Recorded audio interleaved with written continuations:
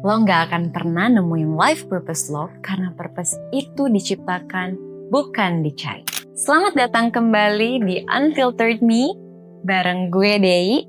Dan jujur aja gue bikin episode ini setelah seharian tadi di kantor ngerasa kayak, kok gue kecil banget ya.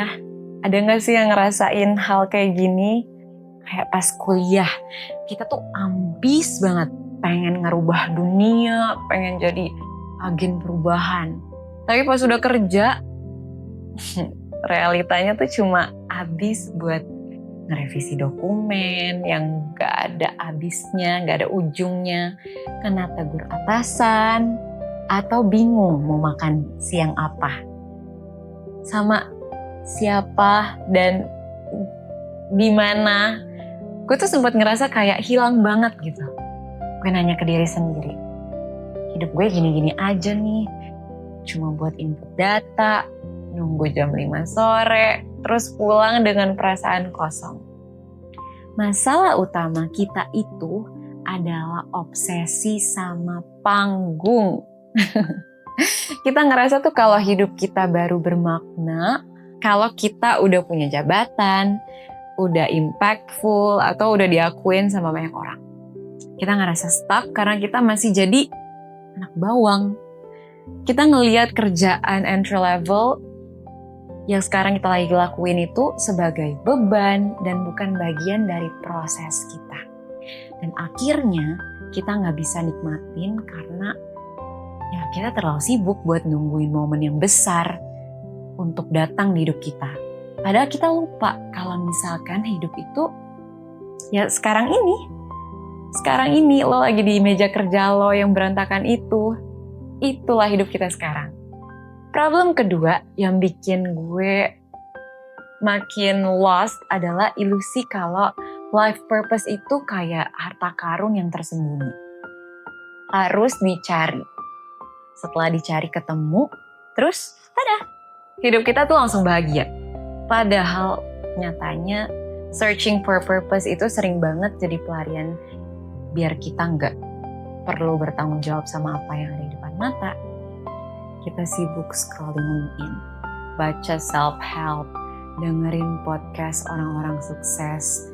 Tapi kita sendiri tuh lupa, purpose itu tuh justru lahir dari ketaatan di hal-hal yang membosankan. Gue baru aja tertampar pas baca ulang The Purpose Driven Life. Di sana tuh dibilang, it's not about you. Nelen ludah banget gak? It's not about you, it's not about me. Ini ngerubah perspektif gue kalau hidup itu tuh bukan soal gue doang. Berarti tugas gue adalah melayani apa yang ada di depan gue. Selama ini gue ngerasa gagal karena gue pengen dapet panggung, gue pengen dapet perhatian itu. Padahal purpose itu tuh bukan soal seberapa keren jabatan yang ada di LinkedIn lo. Purpose itu tuh adalah seberapa setianya diri lo sama tanggung jawab yang udah dikasih, yang sekarang ada di depan mata lo. Sekecil apapun itu. Kalau misalkan hari ini gue bisa input data dengan baik, bisa bantuin tim marketing, bikin konten, atau bisa senyumin bapak yang lagi bersih-bersih jalanan, and do it nicely. Itu udah bagian dari ngejalanin tujuan lo di dunia ini. Tujuan lo ada sekarang di dunia. Terus gue nemu juga satu buku dari Every Moment Holy. Bukunya tuh ngebantu gue buat ngeritualin hal-hal biasa. Gue jadi sadar kalau gue bisa jujur ngerjain spreadsheet yang ngebosenin itu, gue tahu disitulah karakter gue ditempa. Purpose itu gak muncul dari hal besar, hal-hal besar yang dramatis. Tapi purpose itu tuh residu dari ketaatan kita di hal-hal kecil yang gak kelihatan orang lain. Yang orang lain gak bisa lihat di balik pintu. Gue gak butuh jadi CEO buat punya hidup yang bermakna. Gue cuma butuh jadi staff yang tulus dan jujur. Tapi jujur ya, ini masih susah banget kok. Jujur aja ini masih susah buat gue lakuin. Dan seringkali gue masih sering banget ngerasa kayak udahlah bare minimum aja. Yang penting kan kerjaan beres. Itu beneran masih ada. Suara-suara itu tuh masih ada di kepala gue. Dan gue yakin lo juga. Dan kadang-kadang suara di kepala gue ngomong kayak, lo tuh pantas dapat yang lebih gede dari ini. Itu masih kenceng banget kedengeran di kuping. Gue masih sering berantem sama ego gue sendiri. Gue masih kepikiran kayak, apa gue salah ya? Apa gue salah ambil jurusan? Apa gue salah jalur ya? Pas gue lihat teman gue yang udah jadi founder atau udah sukses duluan, harusnya gue bisa gak sih ikutin mereka kemarin. Gue juga masih berjuang buat gak scrolling atau ngebandingin hidup gue sama highlight hidup orang lain. Tapi emangnya kita gak bisa berambisi jadi besar? Ya bisa lah, gue percaya ambisi itu drive yang Tuhan kasih biar kita tuh gak jalan di tempat. Tapi masalahnya banyak dari kita yang maunya tuh outcome yang besar tanpa mau ngelewatin proses kecil yang membosankan itu. Padahal proses itulah yang membentuk kita untuk jadi besar juga. Dan kita tuh pengen jadi sesuatu. Tapi kita males ngerjain hal-hal yang tadi gue bilang ngebentuk karakter kita jadi seseorang.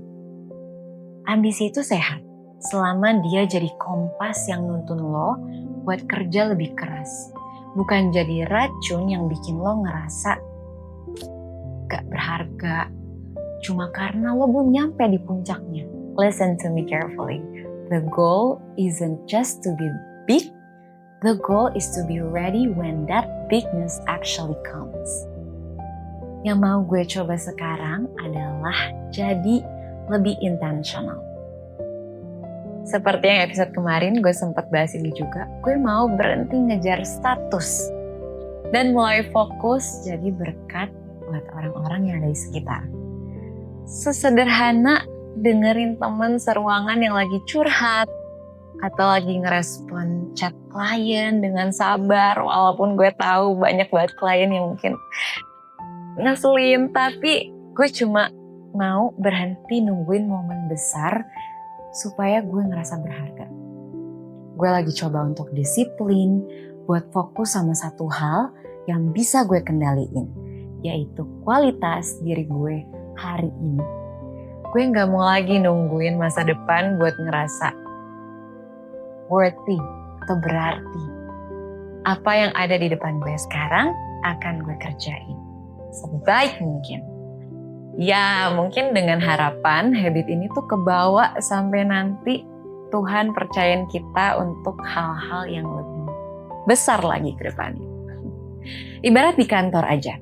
Kalau bos lo ngelihat lo aja gak semangat sama apa yang lo kerjain, sama kerjaan yang dikasih dan dipercayakan buat lo sekarang, gimana coba mau dipromot?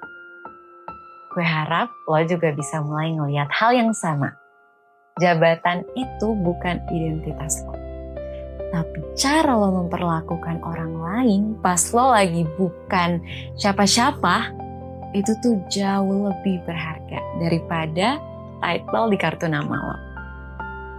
Jadi jangan biarkan title kantor itu mendikte harga diri kita.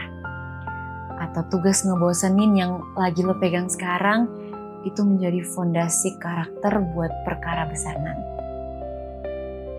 Kalau lo gak bisa dipercaya sama hal yang kecil, pasti kalian sering dengar kutipan ini sih. Kalau gak bisa dipercaya sama hal yang kecil, gimana caranya lo mau dapat tanggung jawab yang besar? Jadi satu hal lagi yang gue pelajari. Istirahat itu ibadah. Jangan merasa berdosa atau ngerasa bersalah banget atau males kalau lo capek. Menjaga diri dan kewarasan lo itu bentuk tanggung jawab dirimu juga atas hidup yang Tuhan udah kasih. Jadi jangan bakar diri lo sendiri demi ambisi yang gak jelas ujungnya kemana. Karena kemenangan lo hari ini bukan harus berupa award atau jabatan tinggi, tapi kemenangan lo adalah lo masih punya niat buat setia. Again, survival is a win. Jadi, buat lo yang ngerasa hidupnya lagi gitu aja di kantor, you're doing okay actually. Kita semua tuh lagi belajar kok. Yang penting jangan pernah ngerasa capek dan berhenti buat jadi orang baik dan setia di hal-hal yang kecil. Apa satu hal yang paling bikin lo tuh kagok atau ngerasa kayak lost di kantor minggu ini? Coba ceritain ke gue di kolom komentar, kita sharing dan kita spill bareng semua di kolom komen. Stay unfiltered, stay grounded, and see you in the next episode.